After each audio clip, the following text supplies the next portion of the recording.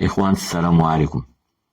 رمضان مبارك سعيد على جميع أمة محمد من عرب وأمازيغ من المحيط إلى الخليج. تقبل الله منا ومنكم صالح الأعمال وغفر لنا ولكم السوء منها. لا سيزون الأولى كانوا تيجيوني شي تعاليق بحال وحدة كاتبة ليا شكون هاد كحل الزنفارة، كحلة المراود، أنا نقول لك أنا شكون. وواحد بنت مول النعناع كتجبد عليه في اللحية ديالها ولات عندها اللحية. على الحلقات اللي تنديرها زعما وجهها زعما، وتساؤلات اخرى على الشخص الكريم تقبلناها بكل سعة الصدر.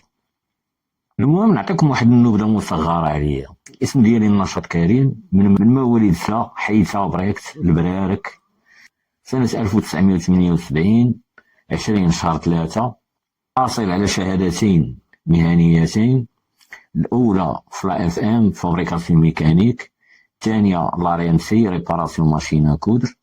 المسار المهني ديالي 28 سنة، مفرقة كالآتي: 15 سنة دوزتها في حي الصناعي شركة ديال الخياطة، و13 سنة فريلانسر، عمل حر فري ووركينغ. الحالة الاجتماعية مطلق شرعا وأرمل قانونا. القضية دي غتدوخكم شوية، ولكن دير واحد الحلقة غنحيد بها التقليد على رقبتي وغتفهموا كلشي. هذه نبذة صغيرة على شخصي الكريم، ونتمنى من المحبين ديالي يتقبلوني بقلب كبير. وتحياتي للجميع ورمضان مبارك سعيد مرة أخرى.